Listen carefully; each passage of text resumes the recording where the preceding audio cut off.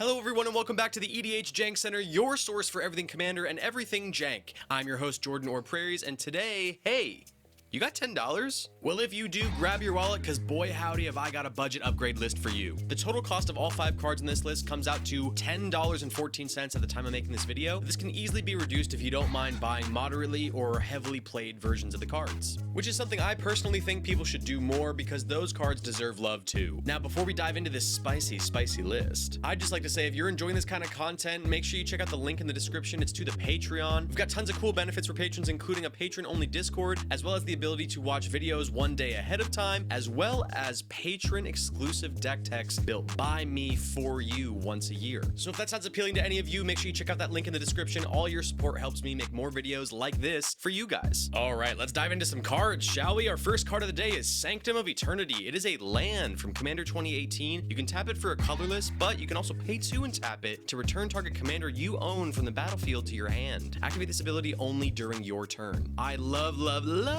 utility lands like this. Just cards that do stuff. Ugh, so good. So first of all, it comes in untapped, which is amazing. Sometimes Wizards makes you wait with the lands that do stuff, but this one just comes in and it can do stuff right away, and I love that. But on top of being an untapped land, this also just has an amazing activated ability. Commander attacks can add up throughout the game. It can be a lot. If our commander is Kenrith, for example, and he gets sniped twice, he costs 9 mana to get out. However, this is where Sanctum of Eternity comes in. Someone tries to Infernal Grasp our Kenrith, we can pay 2 and tap Sanctum of Eternity and return him to our hand. Now that he's just all bundled up and safe and snug in our hand, we don't have to pay commander tax when we cast him again. And guys, it's a colorless land. It can fit in any deck.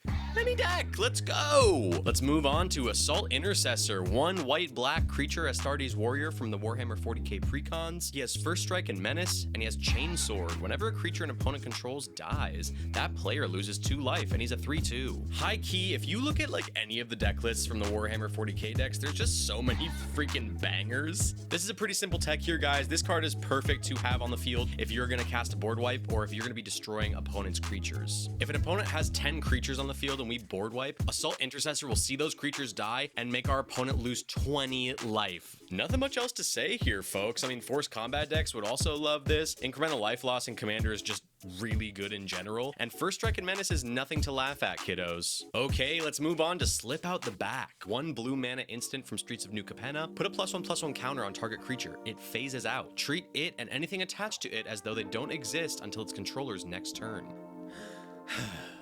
I've said it before and I'll say it again. Streets of New Capenna has bangers exclusively. From the flavor down to the function, all the cards in this set are just so delicious and delectable. I love them so much. Anyways, let's talk about this card. This is a sweet protection spell in mono blue, or honestly any deck that runs blue, because phasing out is different than exiling. When we exile something and return it to the battlefield to avoid being sniped by an opponent's spell, for example, we will lose any and all equipment and auras and counters that are on the creature. Equipment will go to the side. They don't go to the graveyard, but the auras will be removed, the counters will be removed. When we phase a creature out, that doesn't happen. It retains everything that is on it and comes back into play raring to go. That being said, I think this is great for 1 mana at instant speed. You can run this in any deck that runs blue, and it'll be a great inclusion in your deck. Bonus points if you're running a Voltron deck, because then you get to preserve all your nice auras and equipment and counters that you've put on it over the course of the game. Okay, moving on to Kiora, Behemoth Beckoner. 2 and a blue or a green mana. Legendary Planeswalker Kiora from War of the Spark. Whenever a creature with power 4 or greater enters the battlefield under your control, draw a card. You can use her -1 ability to untap target permanent, and she enters with 7 loyalty counters. So I love Kiora in any deck that runs big stompy boys, because anytime those big chunky boys enter, she will be drawing you cards. But that untap target permanent ability is honestly super underrated. You can use it to untap an attacking creature so that you can have it to block after you're done with combat, or you could use it to untap a mana rock, a mana dork, a land.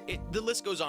And just an FYI, proliferating counts for loyalty counters too, kiddos. All right, here we go. Last card of the day is Aspect of Mongoose. 1 and a green enchantment aura from Time Spiral. Enchant creature. Enchanted creature has Shroud. Can't be the targets of spells or abilities. When Aspect of Mongoose is put into a graveyard from the battlefield, return Aspect of Mongoose to its owner's hand. Yeah, so this is a little cheeky protection spell, this time in the form of a permanent. Sorry about that. The British comes out sometimes. Anyways, this card is just a really great protection spell in green. screen, especially if your commander or the piece that you're protecting doesn't need to be targeted with anything else like equipment or other auras, because Shroud doesn't let us target our own stuff. So I think this is perfect for protecting combo pieces or value pieces like Yeva Nature's Herald or Dina Soul Steeper. And on top of all that, if it does end up being in the graveyard, it just returns itself to your hand to be used again. That's amazing value, and that's what we do here on the Jank Center, baby. Let's go. And just like that, guys, we're at the end of yet another video. Thank you so much for watching. If you enjoyed this video, make sure you like it, subscribe to the channel, and comment down below what cards you think I should put in another budget upgrade list. Is there anything that I missed? What are some of your favorite budget includes in your decks? I'm always down there in the comment section interacting with you guys, so come on down and have a chat with me. All right, guys, that's it for me. I'm out of here. I'll see you on the next video.